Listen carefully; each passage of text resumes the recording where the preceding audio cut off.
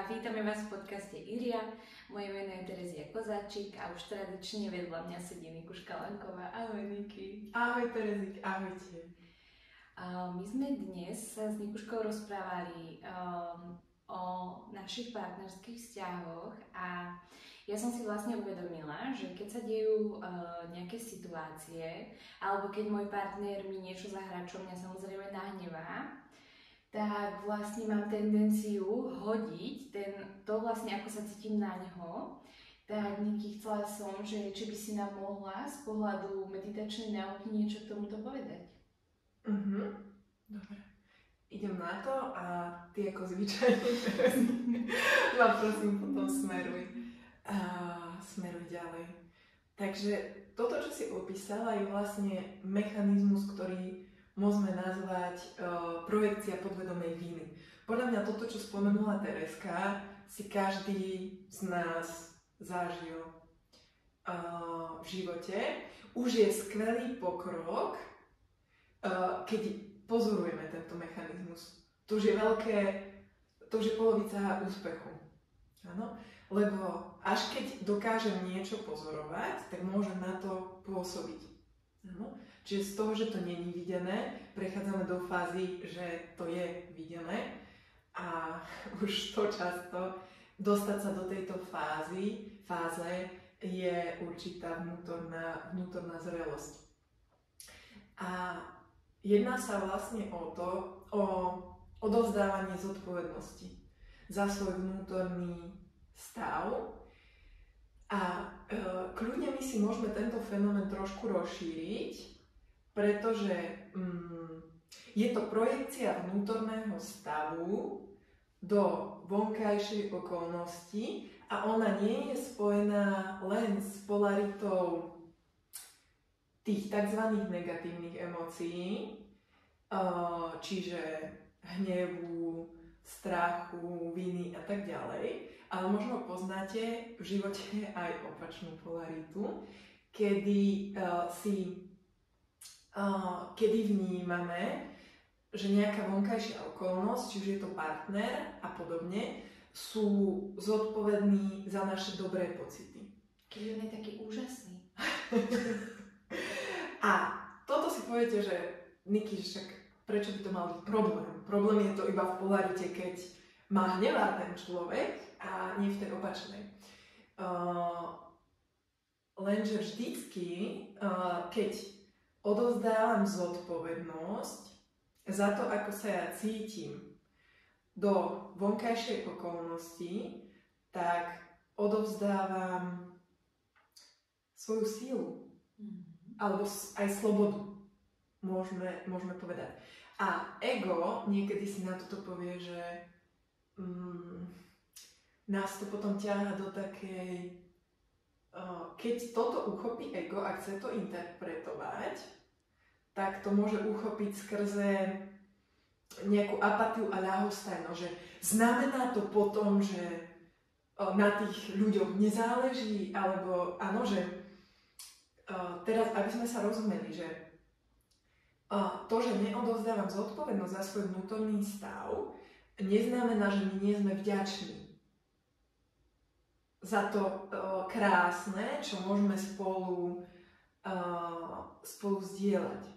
Čiže vďačnosť tam je. Ono to vlastne nadväzuje trošku, čo sme spomínali aj v predošlých podcastoch, o tom ten rozdiel, že zdroj a kanál. Áno? Že uvedomujem si, že zdroj niečoho je naozaj v zdroji, čiže v tom vedomí, ktorým som, a tá vonkajšia okolnosť, čiže aj tie medziľudské vzťahy, sú kanál, skrze ktorý sa to prejavuje. To je dôležité vlastne si v tom uvedomiť. A vlastne ten zdravý postoj k tomu druhému človeku sa teda ako prejavuje? Skús mi ešte trošku viac rozviť tú otázku, Terezi. Že vlastne to, že my si premietame do partnera alebo do kohokoľvek, že ten teraz ma nahneval a on môže za to, alebo teraz je úžasný a som s ním šťastná, tak vlastne, že ako sa prejavuje ten zdravý postoj. Vieš, keď nepremietame tieto záležitosti do druhých?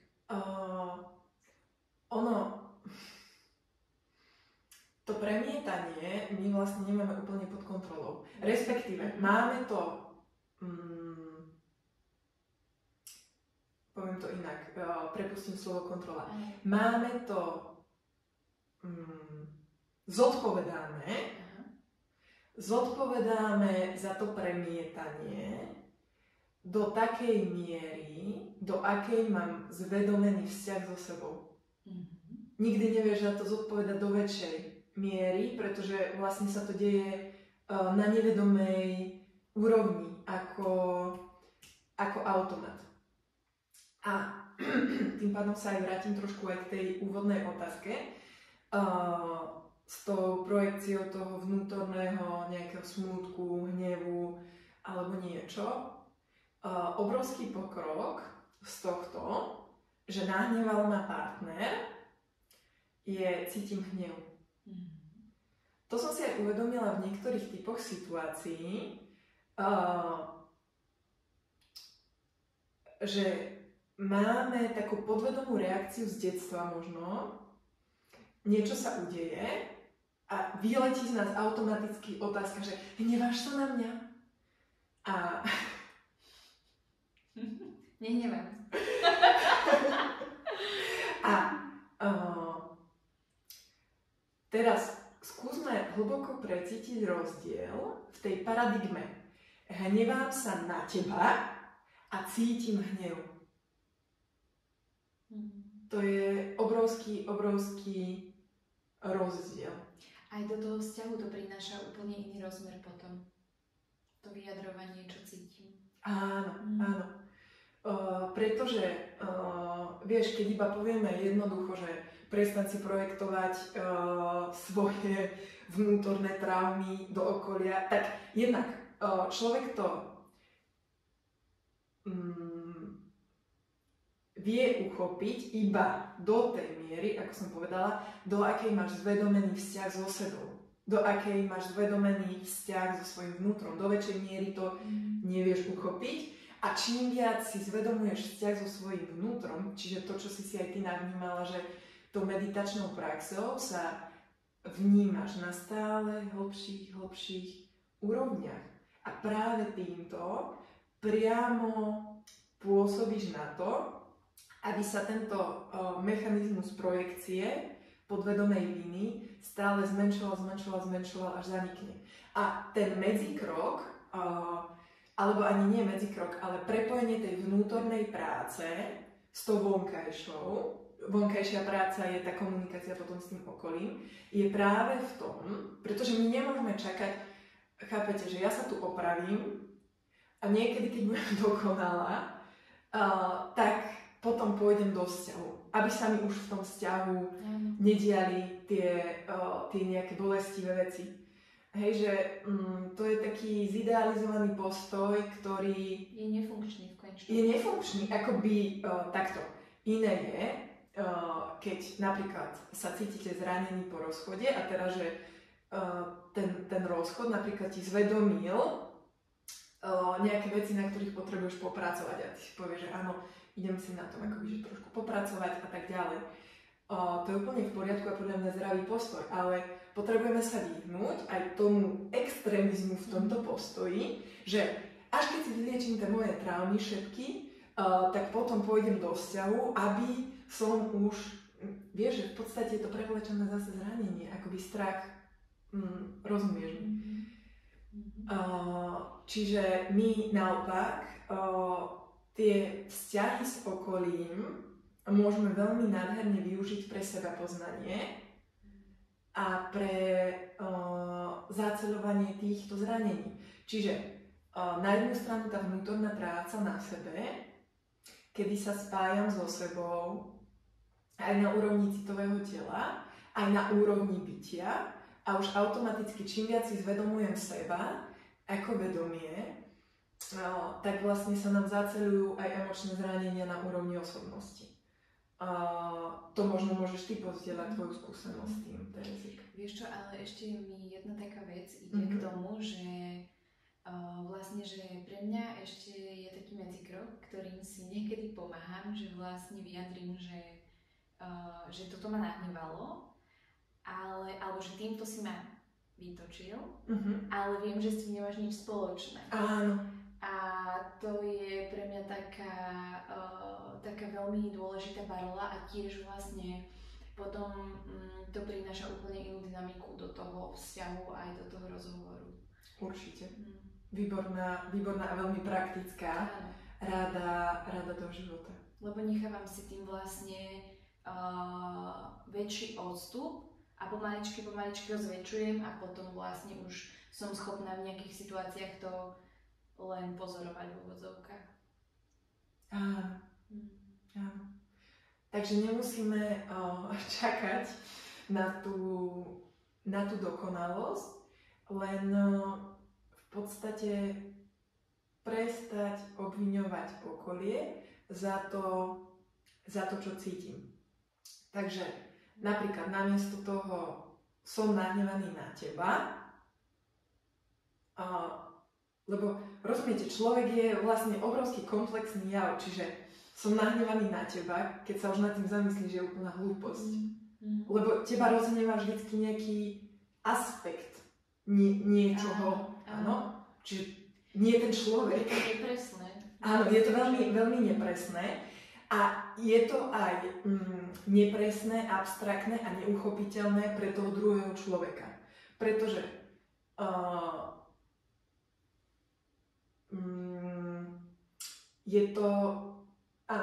je to abstraktné a chcem povedať to, že keď sa z toho hnevám sa na teba, čo už len sa zamyslíte, aký pocit to vyvoláva vo vás, že niekto sa na vás hnevá, však to je strašné samo o sebe, hej? Ale už napríklad mňa by to dalo už do veľmi nepríjemného tohto pocitu, ale cítim hnev, čiže toho druhého človeka, ešte prepáčte, že trošku preskočím, ale to vyjadrenie, že hnevám sa na teba, už len keď sa stiším, že jak to na vás spôsobí, keď to niekto povie, hej, že automaticky, hej, a tým pádom, samozrejme, tá druhá strana tiež akým spôsobom na to skočí, tak to tiež hovorí aj o našich vnútorných zraneniach, ale chcem povedať to, že veľmi pravdepodobne to u tej druhej strane spustí tu obranný mechanizmus. Čiže často, keď sme v nepríjemnej emócii, alebo ťažkej pre nás, tak my chceme, aby nám partner pomohol. Hej? Aby sme sa necítili opustene, že sme na to sami, ako sme sa možno cítili v detstve. Ale tým vyjadrením, na teba sa hnevám, hej, ten partner si dá ešte 20 metrov ďalej od vás, lebo sa chce tomu vyhnúť, ale keď už presadáme napríklad len na tú zdánlivo malinkú zmenu, ale obrovskú v energetike, že cítim hnev, čo sa ti deje, Tereska? Čo ťa zranilo? Ano? Že už o mnoho ľahšie tá druhá strana je tam pre vás. Len týmto jednoduchým zmenou tej komunikácie. A je to veľká vec, lebo vlastne ten druhý tam môže mať napríklad obviňovanie, nejaký vzorček. A vlastne, čo sa stretávame, hej? Nie je to náhoda tiež. A vlastne potom sa cyklíme zbytočne. Vlastne v tom vzťahu jemu to sa dá na tú vinu, ja som teda ten tyran a tam si to všelijako hádžeme a striedame. A je to také naozaj veľmi dôležité. Veľmi dôležité. A takže cítim hnev, namiesto hnevám sa na teba. Čo sme si vysvetlili, že aký to je v podstate blúd, už len to samotné vyjadrenie, no, lebo človek je o mnoho akoby široký komplex a vy hovoríte iba o niečom, o nejakom fragmente z toho. A čiže zmena k tomu cítim hnev a ak sa ti dá v tej chvíli, tak vlastne vyjadri, čo potrebuješ. Ja keď sa ocítam vlastne v situáciách v mojom partnerskom vzťahu, kde mi to vyniesie na povrch nejakú emóciu, tak môj postoj k tomu je, teda to nie je len v partnerských vzťahoch, ale všeobecne v komunikácii, že ja nepredpokladám, že si mi to spravil na schvál. Áno, že ten človek mal napríklad zlý úmysel. Čiže za tú emóciu, ktorú pocítim v tej danej chvíli, za to zodpovedám ja. Áno, a pracujem s tým spôsobom, ako sme aj načetli aj v predošlých podcastoch. Áno, že ponorím sa do tej emócie, kde ju cítim na tele a vlastne uvoľním ju a oddelím ju od toho príbehu. A potom sa znova pozriem na tú situáciu a vlastne vyjadrím, čo by som potrebovala do budúcna. Hej, aby sme sa... Na to musí prísť. Áno, a niekedy je to aj spolupráca, lebo niekedy to napríklad nemáme akoby zvedomené, ale to chcem povedať, že vlastne v tej chvíli, ako mi vyjde tá emócia na povrch, tak mám možnosť za ňu zodpovedať. Čiže za tú emóciu zodpovedám ja, ale prizývam partnera vlastne k riešeniu. A to sa volá, že spolupráca. Áno. Že už to nie je potom boj, tie vzťahy, ale je to naozaj, že spolupráca. Áno. Vieš, aj o mnoho, podľa mňa príjemnejšie je to energeticky a menej traumatizujúce pre ľudí. Ten spôsob komunikácie, že dobre, toto už sa udialo, hej? Že tá emócia už bola rozčarená, no? Čiže už v tejto chvíli neviem zmeniť to, čo sa udialo a poďme sa porozprávať, čo môžeme s tým spraviť vlastne do budúcna, aby sme tomu predišli. Ale zase opačná strana... Presne na to myslím. Áno, tak poď. Povedz. Opačná strana je aj to, že tie situácie v našich vzťahoch sú v podstate nadizajnované na to, aby vytiahli na povrch nepreliečené emócie z nášho citového tela. Takže to je zase ten ďalší pohľad, ktorý môžeme k tomu zaujať. Áno, a môžeš o tom povedať, že ako vlastne s tým narábať? Keď nám to tie situácie vytiahnu na povrch. Áno, a aj vlastne tie nepreliečené emócie, že tak iba veľmi skrátke, že z čoho, ako sa tam zobrali. Ako sa tam zobrali. Čo tam robia? A čo tam robia? V podstate oni sa tam zoberú tak. Oni sa tam zoberú tak, keď ty si nedovolíš, keď v minulosti vznikla táto emócia, ale nebola dokonaná. Čiže nedovolil si ostať v tej emócii prítomný lebo emócia, emotion, je energia v pohybe. A ona má vlastne prírodzené dokonanie. Hej? A ty si jej nejakým spôsobom akoby nedovolil tomu dokonať. Čiže tá situácia stále existuje v tvojom podvedomí a je tam emočný náboj. Ten emočný náboj tam stále je, nie je tá emócia akoby vybitá. A tým pádom je vyťahovaná vlastne z podvedomia na svetlo, aby nás nerozožierala zvnútra. No ona nás vlastne rozožiera zvnútra určitým spôsobom, hej, že to sú, možno aj skúste sa iba na chvíľočku tak nacítiť na seba, že pozrieť sa na váš život a čo vám berie viac životnej energie. Hej, že či vám viac životnej energie berú vaše činy, čiže práca, ktorú vykonávate, či už v domácnosti alebo v klasickej vašej práci plus kombinácia tohto, starostlivosť o deti a tak ďalej, alebo vám viac energie berú vaše myšlienky a emócie. A niekedy nás prekvapí, že je to práve toto druhé. Hej? že koľkokrát napríklad niečo zažijete si so svojím partnerom a v práci na to myslíš napríklad celý deň a vraciaš sa k tomu a tak ďalej a že koľko tej životnej energie ti to vlastne vie zobrať. Čiže tie potlačené, vytesnené emócie tým, že vesmír chce, aby sme boli šťastní, tak oni sú vyťahované tými životnými okolnostiami na povrch, aby boli konečne dokonané. Hej? Aby sme si ich akoby neniesli. Lenže to sú tie tzv. Podobné okolnosti, čo sme spomenuli. Hej? Že niečo, nejaký zážitok, ktorý ťa emočne rozrušil ako dieťa a nevedel si to ako dieťatko napríklad spracovať, tak a vznikol tam ten zápis, tak my si do života priťahujeme tie podobné okolnosti, kde už nám to hrajú už sa nám to hrá v iných situáciách, iní ľudia nám to hrajú, ale ten náš pocit ostáva vlastne rovnaký.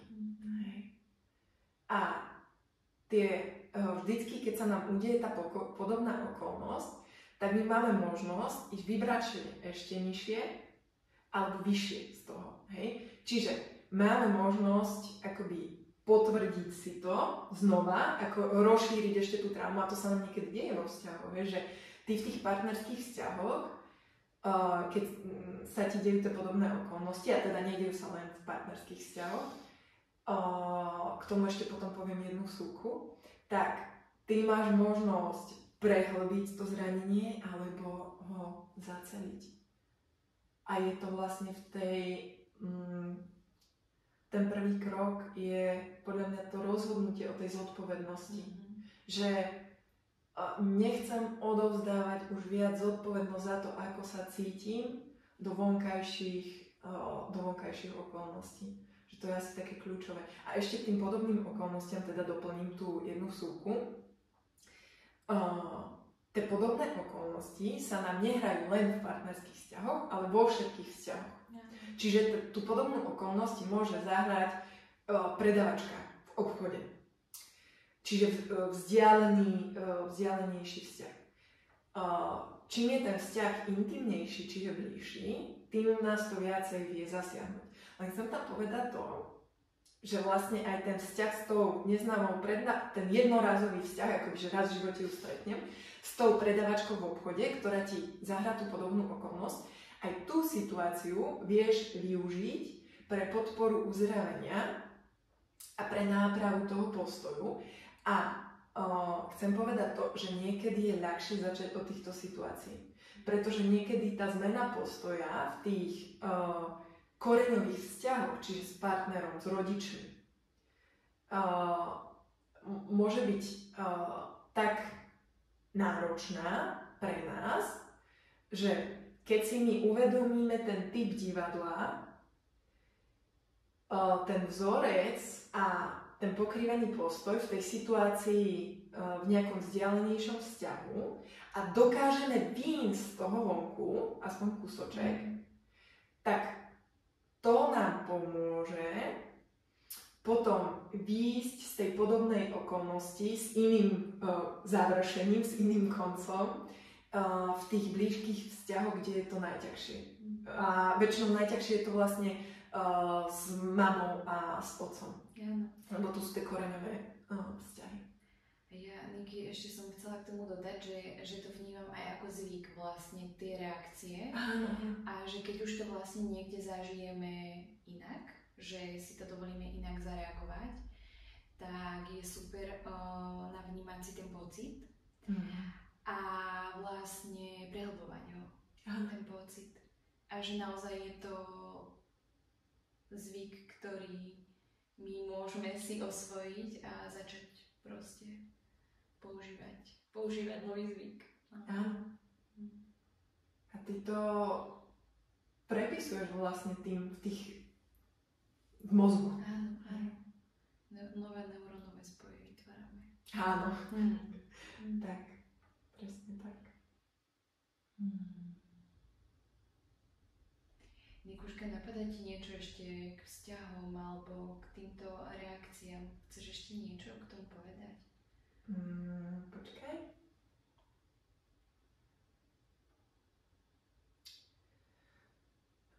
Chcem povedať ešte možno o tej tendencii mysle, lebo veľa z vás, podľa mňa, ktorí nás sledujete tieto podcasty, tak už pracujete so sebou na nejakých úrovniach. Možno to nie je meditácia, možno to je meditácia, možno sú to rôzne sebarozvojové kurzy, semináre, terapie a tak ďalej. Čiže už ste sa stretli s tým, aké je to vystupovať z určitých vzorcov. Už ste sa stretli do nejakej miery s tým, čo to znamená vlastne liečiť emočné telo napríklad.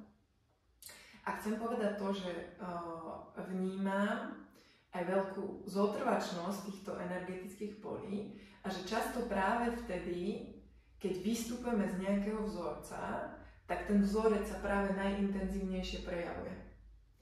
A práve vtedy, lebo už sme si povedali, že ego vo svojej podstate je vlastne súbor vzorcov. A ego sa snaží vyhnúť zmene, pretože akákoľvek zmena je pre ego ohrozením. Tým pádom ty vždycky, keď prepisuješ vzorec, aj keď je to vzorec, ktorý ti spôsobuje utrpenie, tak pre ego je to ohrozenie a tou vlastne zotrvačnosťou ono sa snaží ostať v tom starom vzorci. A veľmi často my keď vystupujeme z nejakého vzorca, tak sa nám začnú diať udalosti, kedy ego akoby obhajuje prítomnosť toho vzorca, pretože ten vzorec je vlastne určený na tvoje prežitie.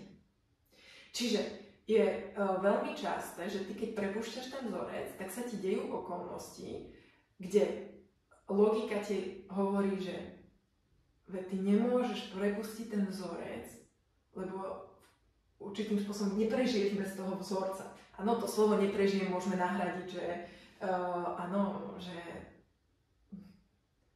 skrátka spôsobí to nejaké utrpenie. Ale ten pocit môže byť aj na úrovni neprežiješ. Vieš, áno, akoby v tej hĺbke je toto neprežiješ, áno. Ale na tej povrchnejšej úrovni to môže byť, že pozri, napríklad prepúšťaš vzorec, nedôvery voči mužom. A akoby urobíš tú koreňovú prácu okolo toho a teraz si myslíš, že sa ti to zobrazí hneď, áno, že sa ti to zobrazí tým spôsobom takých tých pekných situácií s tými mužmi, akoby potvrdením tej dôvery. Ale práve veľmi často my, keď prepúšťame ten vzorec, tak tá zotrvačnosť toho vzorca urobí to, že práve sa ti zahrá okolnosť, kde to ego ti povie, veď sa pozri, ten vzorec, nemôžeš veriť, tým mužom je platný, alebo ženám, hej, prehoďte si to. Veď toto sa ti udialo, hej. Viete, k čomu to prirovnám? Ako keď vymazávate program v počítači a teraz dáš tú klikomku, klikneš, že odstrániť program a ten počítač sa ťa pýta, že si istý, že chceš odstrániť tento program? A takto isto sa nám hrajú tie situácie v živote. Áno? Že niekedy, keď vystupujeme, hlavne z takých tých zažratých programov a vzorcov a tak ďalej, tak práve takáto situácia, keď sa vám zahrá, neberte to ako znamenie neúspechu, berte to ako skúšku správnosti, že áno, potvrdiť. Chcem tento program odstrániť. Áno. A máš k tomuto ešte, Terezik, ty? Nie, mám niečo iné, tak kľudne. Dobre, ešte ak môžem, doplním aj z pohľadu emócií.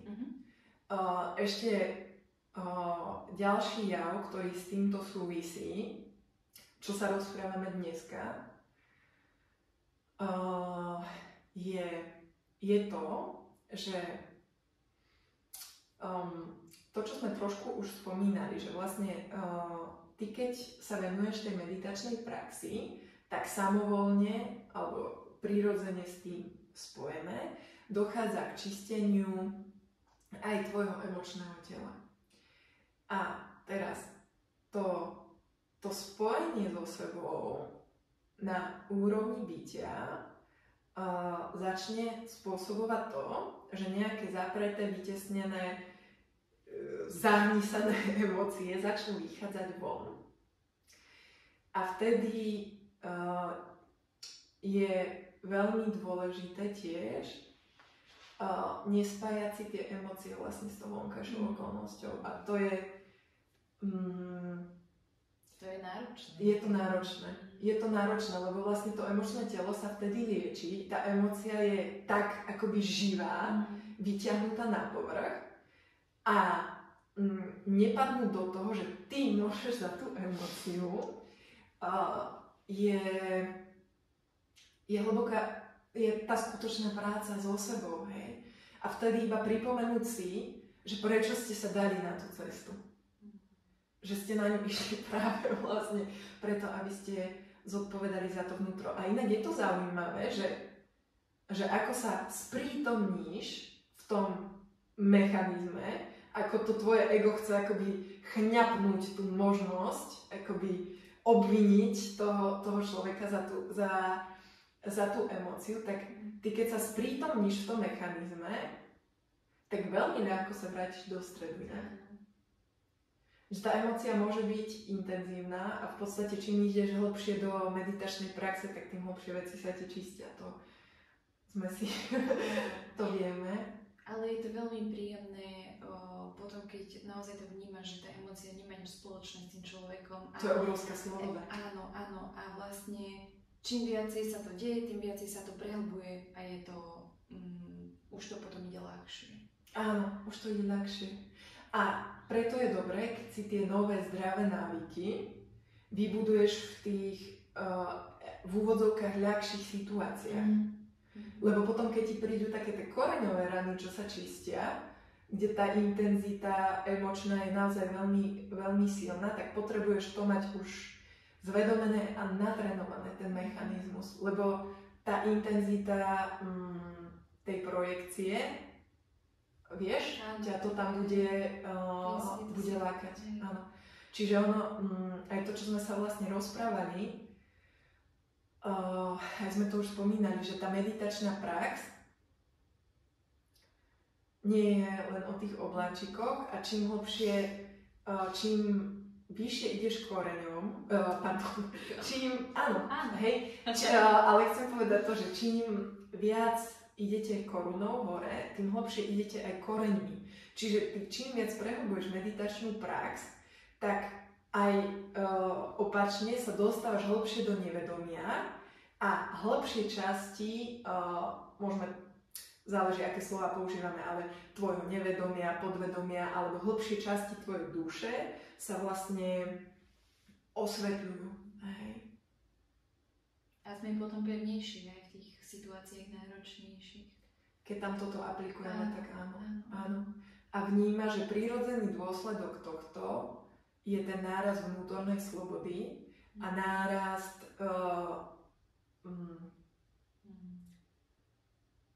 že hlbšie vnímaš to, že ty máš pod tou správou ten vnútorný stav. A tamto ešte trošku súvisí aj s tým, ale o tom môžeme možno na budúce, Tereska, alebo nechám to na tebe, ale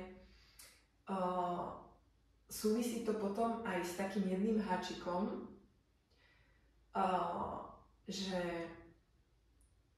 tvoj vnútorný pokoj nesúvisí s tým, aká intenzita emócie sa potrebuje uvoľniť skrze akoby systém ľudskej bytosti. Áno, že to je, ja by som to dokončila ešte dneska, lebo mi to sedí do toho podcastu. Kľudne. Dobre. Môžem dať ešte jednu vsúku k tomu, poď. čo si vravela, že vlastne ešte ten, čo sa týka toho pokoja, tak pre mňa bola ešte taká veľká vec, kedy som si uvedomila, že ja vlastne nemusím reagovať. Že ja som tak ako vyrastala v takom, že môjho tatina veta, my si z nej už robíme srandu, je, že argumentuj. A vlastne keď ja som si uvedomila, že ja ale vlastne vôbec nemusím argumentovať a že nemusím sa sústrediť na toho človeka vlastne, ale že akoby obrátiť tú pozornosť do seba aj v tých nejakých náročnejších situáciách, tak vlastne pre mňa to je, aj toto je veľmi oslobodzujúce, že veď vlastne, že je to v poriadku, že nemusím sa obhajovať ani vlastne nič povedať, že? A zober si aj, že keď sa nahnímaš na seba, kedy máš potrebu obhajovať sa a argumentovať. Vieš? Áno, no. Vtedy, keď nie sme v tom dostatočnom spojení so sebou, alebo tá vína, keď cítime vínu, ja to teda tak mám. Alebo keď potrebujem niekomu niečo tak ako dokázať. No. Áno. Že ty sama vlastne sa snažíš akoby presvedčiť o tom seba skrze tú argumentáciu a obhajovanie z okolí. No. Preto to spojenie so sebou, čo si povedala, že stíšiť sa a navnímať sa, tak je práve vystúpením z toho. No.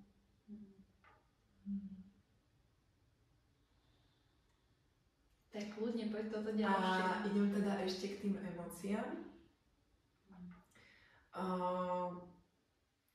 Že ešte chcem povedať o takom háčiku, na ktorý odporúčam dať si pozor.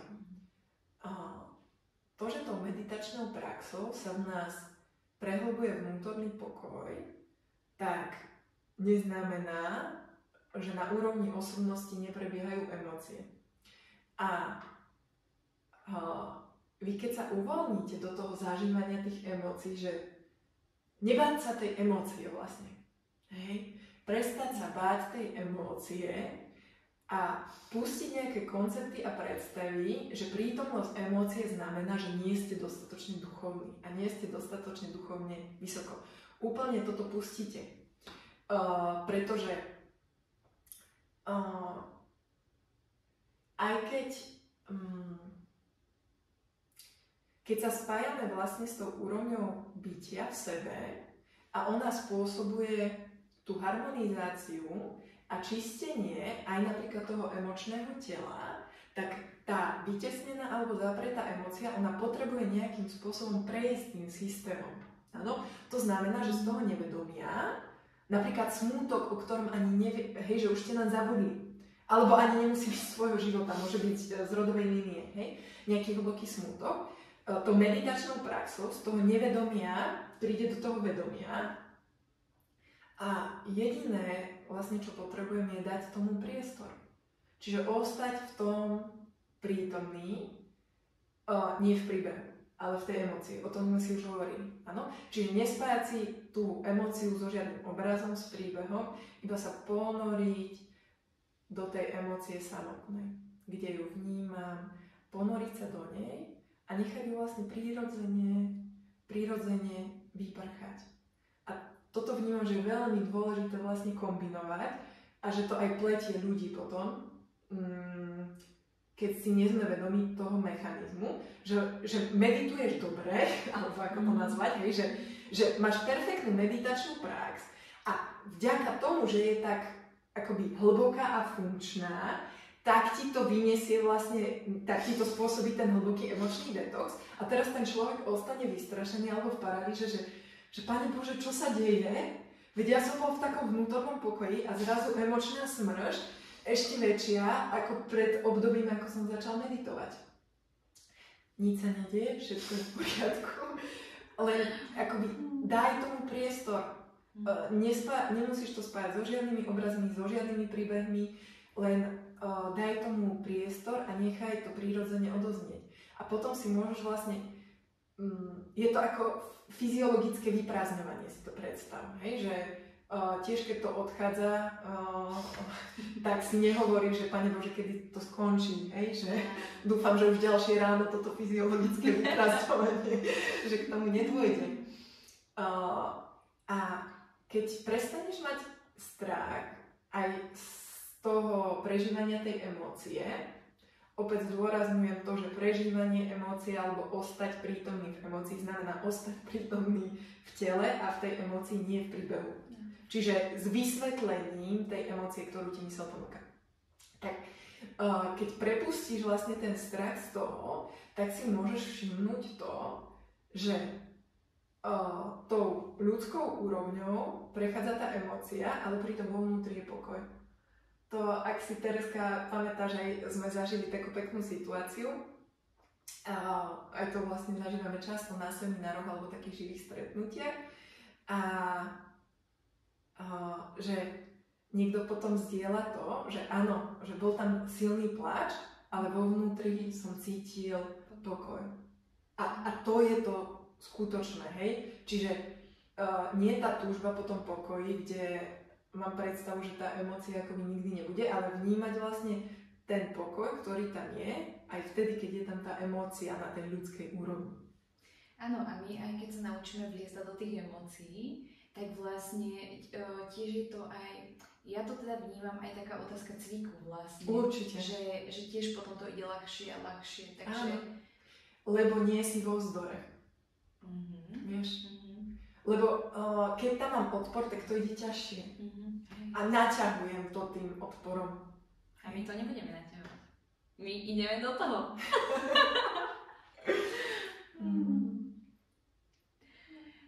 Tak ďakujeme, že ste tu boli s nami. Prajeme vám, aby ste mali odvahu vliezať do tých emócií a tešíme sa na vás na budúce. Ahojte. A ešte dodám na záver, že keď si sa tak pekne rozlúčila s tou odvahou, že neodvodzujte váš pokrok v duchovnej ceste od toho, do akej miery máte alebo nemáte emócie. Hej? Tak.